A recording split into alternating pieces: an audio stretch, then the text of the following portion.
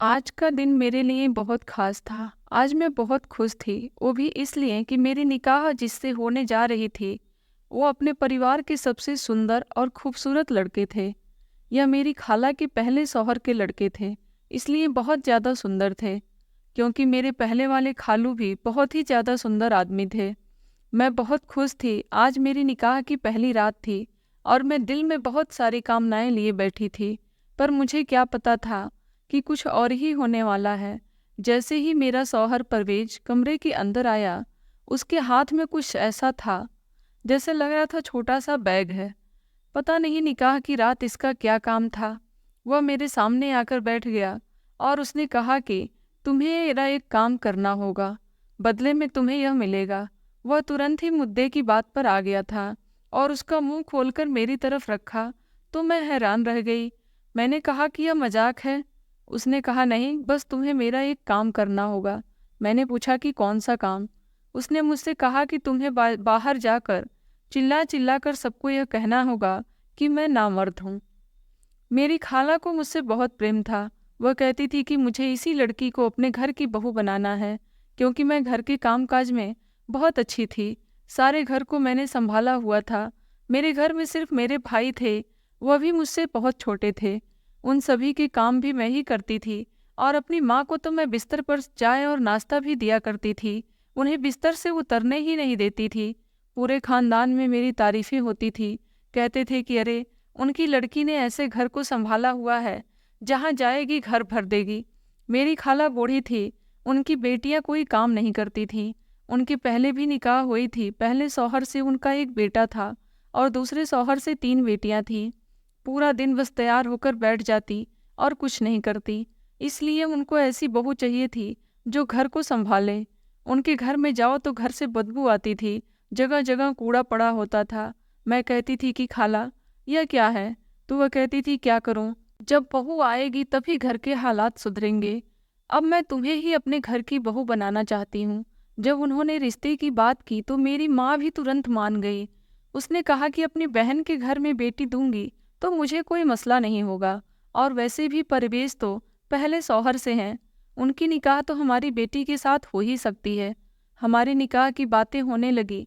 मेरी खाला बहुत बीमार रहती थी, उन्हें ब्लड प्रेशर का मसला था। जब उनकी कोई बात नहीं मानी जाती या कोई ऐसी बात होती जो उनको पसंद नहीं होती, तो उनका ब्लड प्रेशर बढ़ जाता था और वह सीधा अस्पताल पहुंच जाती थी। ऐसा लगता था कि मर जाएंगी, लेकिन जैसे ही उनकी बात मान ली जाती, वह ठीक हो जाती थी और उनका बीपी भी नॉर्मल हो जाता था। परवेज अच्छा लड़का था, उसकी कमाई भी अच्छी थी और मुझे भी पहले से ही पसंद था, इसलिए मैंने भी हाँ कर दी। हम लोगों की निकाह पक्की हो गई, पर परवेज खुश नज़र नहीं आ रहा था। मैंने अपनी माँ से कहा कि यह तो कुछ खुश नहीं नज़र आ रहा है, कोई मसला तो नहीं है। मेरी माँ ने कहा, ऐसे ही मुंह बना रखा है, उसकी शक्ल ही ऐसी है। तू परेशान ना हो, तेरी निकाह तो पसंद की जगह पर हो रही है, तू तो मेरी प्यारी बेटी है। मैंने कहा कि मैं बहुत खुश हूँ। जैसे ही हमारी बात पक्की हुई तो अब बहुत खुश रहती थी। अब निकाह में 1 सप्ताह बाकी रह गया था। दोनों घरों में तैयारियां हो रही थी। मुझे एक अनजाने नंबर से फ़ोन आने लगा। मुझे नहीं पता था कि वो कौन है। मुझे लगा कि शायद मेरी कोई रिश्तेदार है, क्योंकि निकाह वाला घर था तो लोग फ़ोन करके पूछ ही लेते थे कि निकाह कब है और हम कब तक आएंगे। आजकल तो फ़ोन पर ही न्योता दे दिया जाता है। इसलिए मैंने कॉल उठा ली। उस तरफ से कोई लड़की बोल रही थी, लेकिन आवाज़ से ऐसे लग रहा था कि जैसे मुंह में पान या गुटखा डालकर बोल रही हो। उसने कहा कि परवेज से निकाह ना करना, नहीं तो तुम्हारे साथ बहुत बुरा होगा। मैंने कहा कि कौन हो तुम, कहाँ से बोल रही हो और क्यों ऐसे कर रही हो? उसने कहा कि मैं जो भी हूँ तुम्हारे फायदे की ही बात कर रही हूँ। उससे निकाह नहीं करना, नहीं तो तुम्हारे साथ बहुत बुरा होगा। मैंने कहा कि मुझे तुम्हारी कोई बात नहीं सुननी। अगर तुम्हारे पास वाकई में कोई सबूत है तो मुझे सबूत दिखाओ, नहीं तो इस तरह की बातें नहीं करो। मुझे पता था कि जब निकाह होती है तो कोई ना कोई ऐसी बात जरूर करता है, और हमारे खानदान वाले तो ऐसे ही थे। वह तो किसी को खुश होता देख ही नहीं सकते थे। जब सामने बैठ जाते थे तो ऐसा लगता था कि एक दूसरे से बड़ा प्रेम है, और पीठ पीछे चुगली करते थे। मुझे इस बात के बारे में अपनी माँ और अपने पिताजी को बता देना चाहिए था। भाई तो अभी छोटे थे, पिताजी का सहारा था, लेकिन फिर भी मैंने कहा कि पता नहीं कौन है जो शरारत कर रहा है। यह ना हो कि बात बिगड़ जाए और मेरे पिताजी क्या कर लेंगे। वह वैसे भी बूढ़े हो चुके थे। मेरी निकाह हो रही थी। मैं घर में कोई भी मसला नहीं चाहती थी, इसलिए मैंने किसी को यह बात नहीं बताई। मुझे बार बार उसी नंबर से कॉल आती रही। जब मैंने कॉल नहीं उठाई तो मैसेज आते रहे। मैसेज में भी यही लिखा होता कि परवेज से निकाह ना करना, वरना यह निकाह पहले ही दिन तुम्हें ऐसा रंग दिखाएगा कि तुम हैरानी में रह जाओगी। तुम्हारे साथ बहुत बुरा होगा। चीखें मारती हुई कमरे से बाहर निकलोगी। यह जो भी था वह मुझे निकाह से और परवेज से डरा क्यों रहा था? ऐसी ऐसी क्यों बातें कर रहा था कि अगर मेरी जगह कोई बेवकूफ़ लड़की होती तो अभी तक यह बात को फैला चुकी होती। पर मुझे पता था कि यह जो कोई भी है ये मेरे फ़ायदे की बात नहीं कर रहा है। हो सकता है परवेज की कोई पुरानी गर्लफ्रेंड हो, लेकिन परवेज तो ऐसा नहीं लगता था। वह तो सबको कहता था कि मैंने कभी किसी लड़की को आंख उठाकर भी नहीं देखा, और मुझे भी ऐसा ही लगता था। हमारे खानदान में चुगली की आदत थी। अगर ऐसा होता कि परवेज की कोई गर्लफ्रेंड होती तो अब तक यह बात नहीं कहीं न कहीं से मुझ तक जरूर पहुंच जाती। मेरी निकाह हो गई और जब मैं अपने कमरे में बैठी थी, सभी रीति रिवाजों के साथ मेरा स्वागत किया गया था। मैं बहुत खुश थी। कुछ लोग निकाह में यह भी कह रहे थे कि लड़का बहुत सुंदर है, लेकिन लड़की की रंगत सांवली है। खाला ने सबको कहा कि आजकल रंग रूप कौन देखता है। लड़की पढ़ी लिखी है, समझदार है, घर को संभालने वाली है, और फिर यह रंग रूप तो 4 दिन के लिए होता है। जब सारे खानदान वाले लोग देख लेते हैं कि हाँ बहुत सुंदर है बहू मेरी, तो उसके बाद अगले ही दिन ससुराल वाले कहते हैं कि अब हमारे लिए कोई अच्छे अच्छे खाना बनाओ। और तब पता चलता है कि बहू रानी को तो कुछ भी नहीं बनाना आता, वह तो सिर्फ अपने मुंह पर मेकअप ही लगा सकती हैं। तो फिर न घर नरक बन जाता है। और मेरी खाला तो पहले ही बूढ़ी हो गई थी। उनकी अपनी बेटियों को भी कुछ नहीं आता था। मुझे मेरी माँ ने कहा था कि तू जा रही तो रही है, लेकिन वहाँ पर तुझे काम बहुत करने पड़ेंगे। पर मैं दिल में सोचती थी कि घर में कौन सा आराम करती थी, और इंसान चलता फिरता रहे तो अच्छा ही लगता है। खाला ने कहा था कि घर की साफ सफाई और कपड़े धोने के लिए वह नौकरानी रख लेगी, लेकिन खाना तो मेरी बहू ही बनाएगी। अगर खाना बनाने की और रसोई की घर संभालने की बात थी तो मुझे इसमें कोई आपत्ति नहीं थी। मैं तो खुश थी। बदले में इतना सुंदर हमसफ़र भी मिल रहा था। अब मैं अपने कमरे में बैठी थोड़ी डरी हुई थी। यूँ तो मेरी खाला का ही घर था, इसलिए मुझे ज़्यादा परेशान होने की ज़रूरत नहीं थी। लेकिन मैं अपने शौहर परवेज से डरी हुई थी, क्योंकि आज तक जब से हमारे निकाह की बात पक्की हुई थी, उसने मुझे एक बार भी फ़ोन नहीं किया। यहाँ तो लड़के लड़की की बात पक्की होती है तो एक दूसरे से फ़ोन पर बातें करना शुरू कर देते हैं। पूरी रात बातें करते हैं, और मुझे ऐसा लगता है कि बात करना अच्छी बात है कि पहले ही एक दूसरे से बातचीत हो जाती है। निकाह तो मेरी आजकल के ज़माने में हुई थी, लेकिन ऐसा लग रहा था जैसे 50 साल पुरानी निकाह है, क्योंकि अब तक मेरी परवेज से खुलकर बात ही नहीं हुई थी। वह कभी हमारे घर आता भी था तो बस नमस्ते करके मैं अपने कमरे में चली जाती थी, और फिर उसके लिए कोई खाने पीने की चीज़ बना देती थी। उसे मेरे हाथ का खाना बहुत पसंद था। खुश तो हो रहा होगा, क्योंकि अब सारी ज़िंदगी अच्छा खाना खाने को मिलेगा। वह कहते हैं ना कि निकाह हमेशा अच्छा खाना बनाने वाली से ही करनी चाहिए, क्योंकि निकाह के बाद प्यार तो कम हो सकता है, लेकिन भूख कम नहीं होती। मैं इसी बात पर हंस रही थी जब दरवाजे पर मुझे किसी के आने की आहट हुई, तो मैंने तुरंत घूंघट नीचे कर लिया। मैं समझ गई थी कि मेरा शौहर आ गया है। अब वो मेरा शौहर ही था, और यह सोचकर भी मुझे बहुत अच्छा लग रहा था। उसके हाथ में कोई चीज़ थी। मुझे लगा कि शायद मेरे लिए कोई गिफ्ट लाया होगा, लेकिन उसे क्या इतनी अकल थी कि नई नवेली दुल्हन के लिए गिफ्ट लाने से प्रेम बढ़ता है? मुंह तो उसने ऐसे बना रखा था जैसे उसकी जबरदस्ती निकाह हो रही थी। वह मेरे सामने आकर बैठ गया और कहने लगा कि यह रहा तुम्हारा तोहफा, लेकिन तुम्हें कल मिलेगा, अभी तुम सो जाओ। उसने तो बात शुरू होने से पहले ही ख़त्म कर दी। मेरा घूंघट भी नहीं उठाया। मैंने कहा कि सुनिए जी, घूंघट तो उठा दीजिए। अगर दुल्हा दुल्हन का घूंघट ना उठाए तो अब शगुन होता है। उसने कहा कि ठीक है। उसने घूंघट उठाया, पर मेरी तरफ एक नज़र भी नहीं देखा। कहने लगा कि तुम थक गई होगी, तो फिर एक दिन की दुल्हन, मैं क्या ही बोलती। हम लड़कियों को लगता है कि सिर्फ लड़कियां ही शर्माती हैं, पर कभी कभी लड़के भी शर्माते हैं। शायद वह भी शर्मा रहा था, इसलिए मैं चुपचाप सो गई। सुबह मुझे मेरी खाला ने जगाया और फिर नहा धोकर हम तैयार हो गए। पूरा दिन हम लोग व्यस्त रहे और फिर रात हो गई। आज भी परवेज कमरे में देर से ही आया और जब आया तो उसके हाथ में वही बैग था। कल से मैं सोच रही थी कि इस बैग के अंदर क्या है, और बैग लिए ही मेरे सामने बैठ गया और कहने लगा कि आज मैं तुम्हें बताता हूँ कि इसके अंदर क्या है।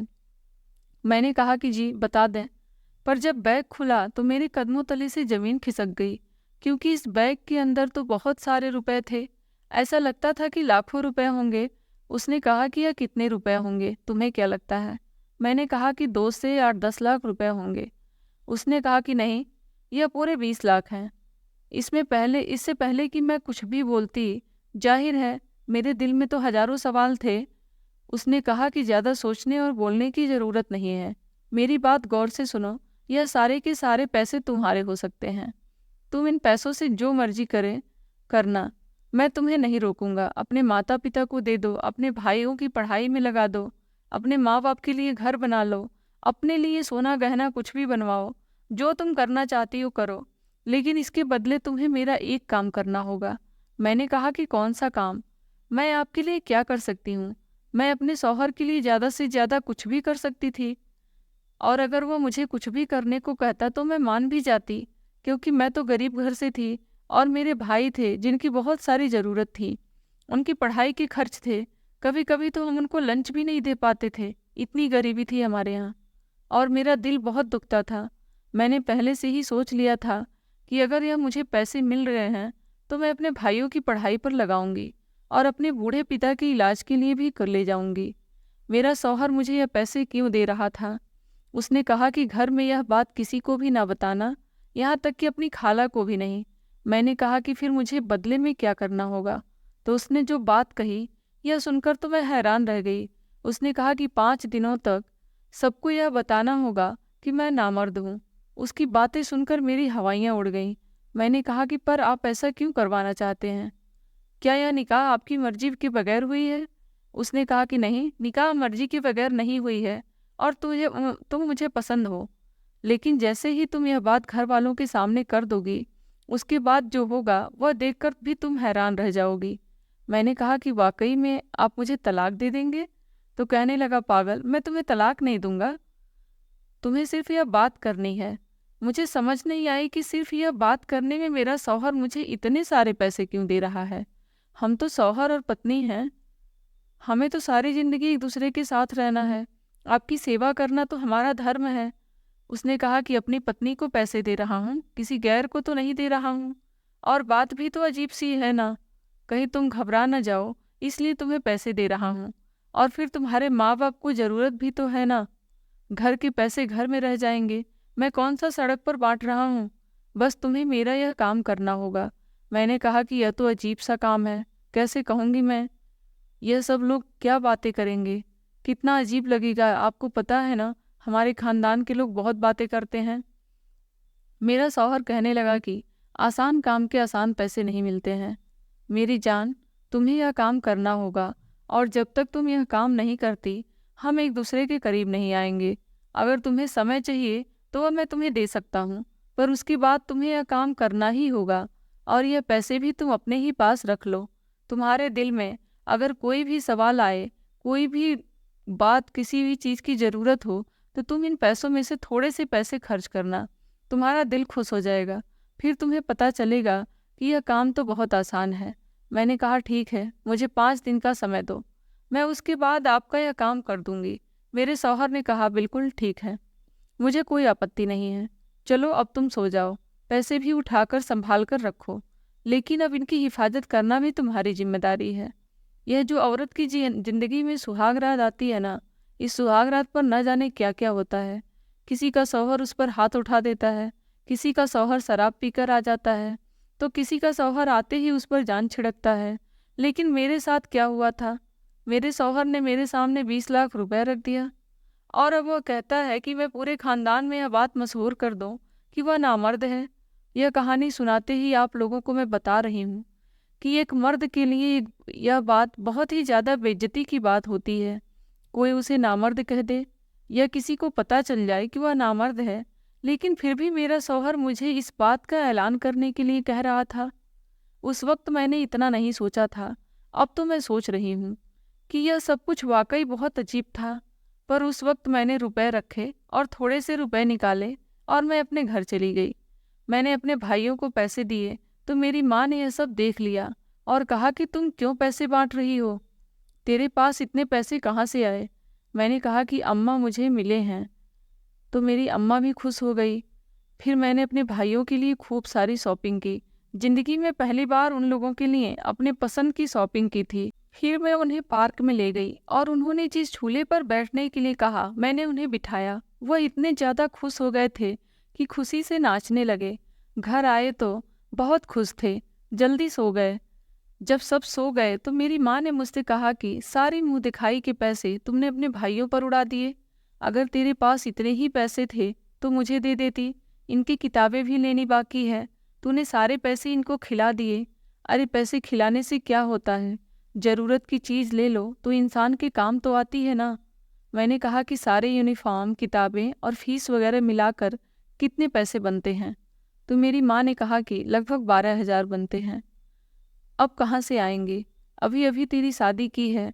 तेरे पिताजी कह रहे थे कि आज किसी से कर्जा ले लेंगे, नहीं तो सबका 1 साल जाया हो जाएगा।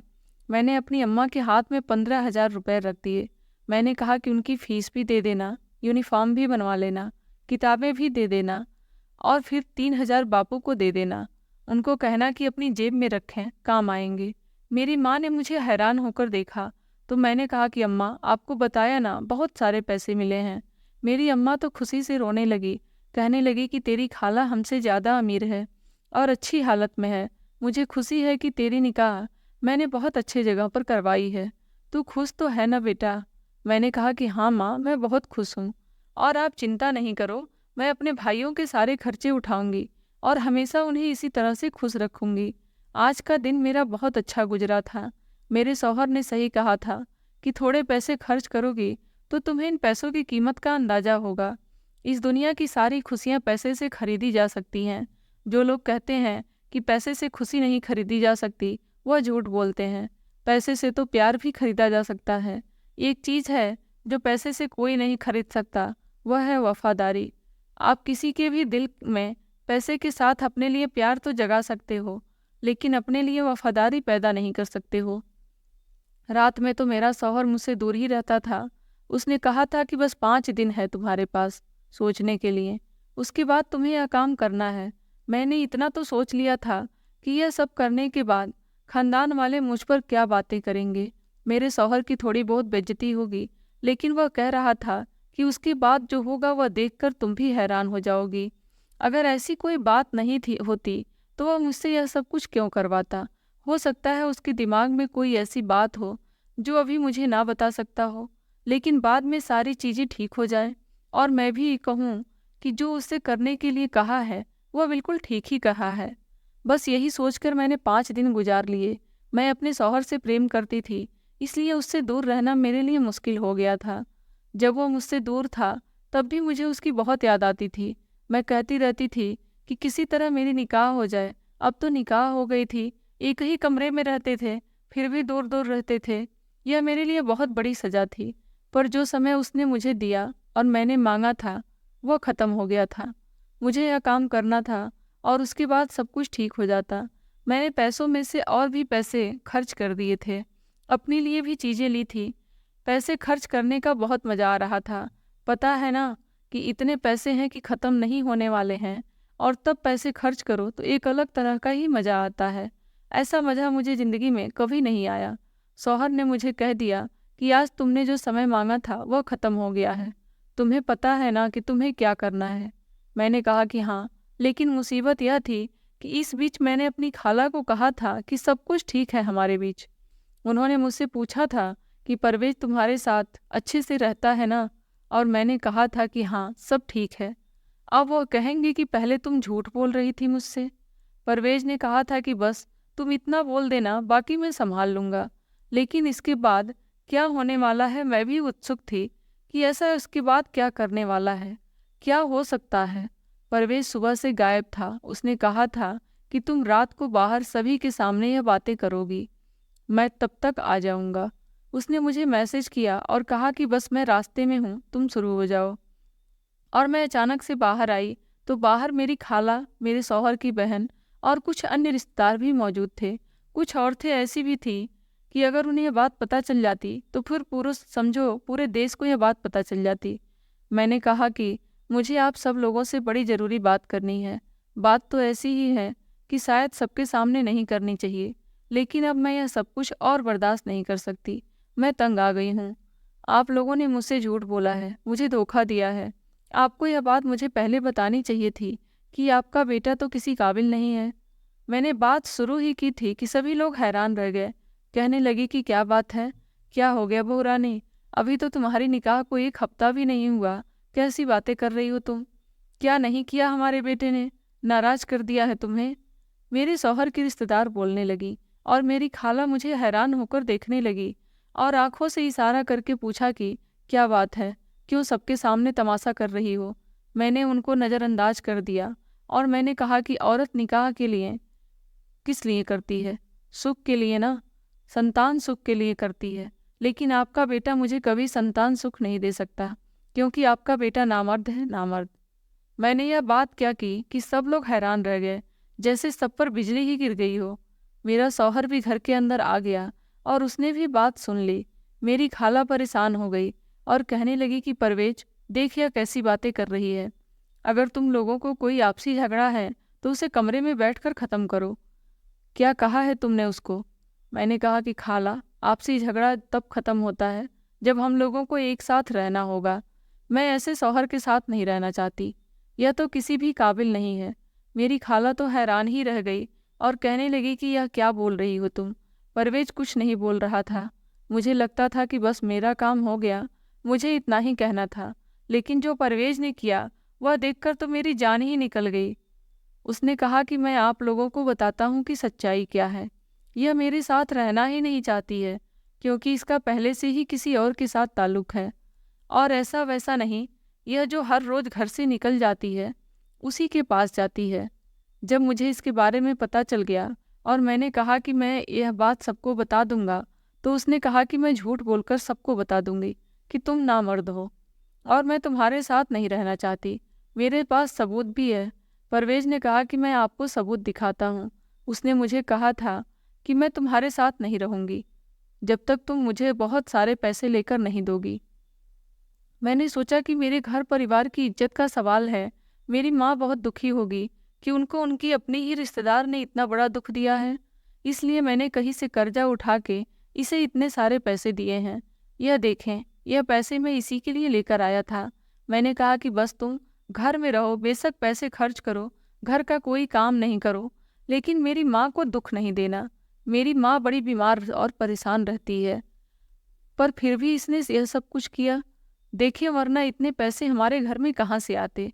हमें क्या जरूरत पड़ी थी इतने पैसे की? यह देखकर मैं हैरान रह गई थी कि उसने तो पूरी बाजी ही पलट दी। उसने सारा इल्जाम मेरे पर गिरा दिया था और मुझे सबके सामने बुरा बना दिया था। और मैं यह भी कह चुकी थी कि मुझे परवेज के साथ नहीं रहना। मेरी खाला मेरे पास आई और मेरे मुंह पर थप्पड़ मारा। उसके बाद उनकी तबीयत खराब हो गई और वह हॉस्पिटल चली गई। उन्होंने अस्पताल में ही परवेज से कहा कि वह मुझे तलाक दे दे और अभी के अभी जाकर तलाक के कागजात बनवा कर लाए और उस पर हस्ताक्षर करवा कर और उनके सामने ऐसे ही दिखाए। देखते ही देखते मेरी ज़िंदगी तो बर्बाद हो गई। मैं सबको बार बार कहती रही कि मुझे परवेज ने ही कहा था कि मैं आप सब लोगों से यह बताऊं, तो कोई भी मेरी बात का यकीन नहीं कर रहा था। सब यही कह रहे थे कि कोई भी मर्द अपने आप को कभी भी ऐसा नहीं कहता और यह तुम्हें ऐसा कहकर क्या साबित करवाना चाहता था। इस तरह तो उसकी अपनी बेइज्जती होगी। तुम ही झूठ बोल रही हो, तुम ही झूठी हो। मैं वापस अपने घर आ गई और अब सब लोग मुझे एक बेवकूफ़ औरत कहते हैं। कहते थे कि तुमने अपना घर खुद बर्बाद किया। मुझ पर विश्वास सिर्फ मेरी माँ को ही था, लेकिन उसने यह सब कुछ क्यों किया, यह जानकर मैं और भी ज़्यादा हैरान रह गई। उसने यह सब कुछ एक लड़की के लिए किया था जो बहुत ही ज़्यादा सुंदर और अमीर थी। वो उसके साथ निकाह करना चाहता था। आप लोग सोच रहे होंगे कि अगर वह इतनी ही अमीर और सुंदर थी तो वह पहले उसके साथ निकाह कर लेता, फिर उसने मुझसे निकाह क्यों की? अपनी माँ को मना नहीं कर सकता था वो, क्योंकि वह लड़की अमीर और सुंदर तो थी, लेकिन वह अच्छी लड़की नहीं थी। वह बुरा काम करती थी और बुरा काम करके ही उसने पैसे बनाए थे। और वही 20 लाख रुपए जो मेरे शौहर ने मुझे दिए थे, वह उसी लड़की के थे। उसने बाद में वह पैसे भी मुझसे ले लिए। पहले उन लोगों ने मुझे फ़ोन करके भड़काया था कि शायद मैं इससे ही पीछे हट जाऊं, लेकिन जब पीछे नहीं हटी तो फिर उन्होंने दूसरा प्लान बनाया। फ़ोन उसी लड़की ने किया था। मेरी खाला कभी भी उसकी निकाह ऐसी लड़की से नहीं करवाती जो ऐसी लड़की थी, लेकिन परवेज़ ने मेरी खाला को इस तरह से अपनी बातों में घुमाया कि आपकी मर्जी से तो मैंने निकाह देख ली, उस लड़की ने मेरे साथ 1 हफ्ता भी नहीं गुजारा, अब मुझे अपनी मर्जी से निकाह करने दें और उससे निकाह करना चाहता हूँ। और मेरी खाला ने उसे अनुमति दे दी। कहा कि हाँ बेटा, मैंने अपनी मर्जी करके देख ली, वो तेरी ज़िंदगी बर्बाद कर दी, अब तू अपनी मर्जी कर, जहाँ तेरा दिल करता है वहाँ निकाह कर। पहले ही मैंने तेरे साथ बहुत बुरा किया है। परवेज़ ने हम सबके साथ खेल खेला था। उसने अपनी माँ के साथ भी खेल खेला और मेरे साथ भी। मैं तो बेवकूफ़ थी, उम्र की कम थी, मुझे बेवकूफ़ बना लिया। लेकिन अब इस बात को काफ़ी समय गुजर गया है। सुना है कि मेरी खाला की तबीयत आजकल बड़ी ख़राब रहती है और वह लड़की उनका बिल्कुल भी ख्याल नहीं करती है। अब मैं नौकरी करती हूँ, अपने भाइयों की पढ़ाई के लिए पैसा जमा करती हूँ, बहुत ज़्यादा मेहनत करती हूँ। अपने भाइयों को पढ़ा लिखा कर अच्छा आदमी बनाना चाहती हूँ। उनको इस काबिल बनाऊंगी कि वह कभी किसी लड़की के साथ धोखा नहीं करें, क्योंकि परवेज़ ने मुझे रास्ते से हटाने के लिए उसने पहले मुझे रास्ते की तरह इस्तेमाल किया और फिर अपनी माँ की मंजूरी हासिल कर ली। मेरा इस सब में क्या कसूर था? मुझे पहले ही दिन बता देता तो मैं पीछे हट जाती। अब सब लोग मुझे कहते हैं कि इसने इल्ज़ाम लगाया है, यह तो किसी और को पसंद करती थी। अब मुझे दूसरी जगह से भी रिश्ता नहीं मिल रहा, बहुत मुश्किल हो रही है। मैं तो किसी से भी निकाह नहीं करना चाहती, लेकिन मेरी माँ परेशान रहती है। वह कहती है कि तू जवान है, क्या सारी ज़िंदगी यहीं पर बैठी रहेगी? पर वक्त है ना, ऐसे ही गुजरता रहता है। अभी भी वक्त गुजर ही रहा है।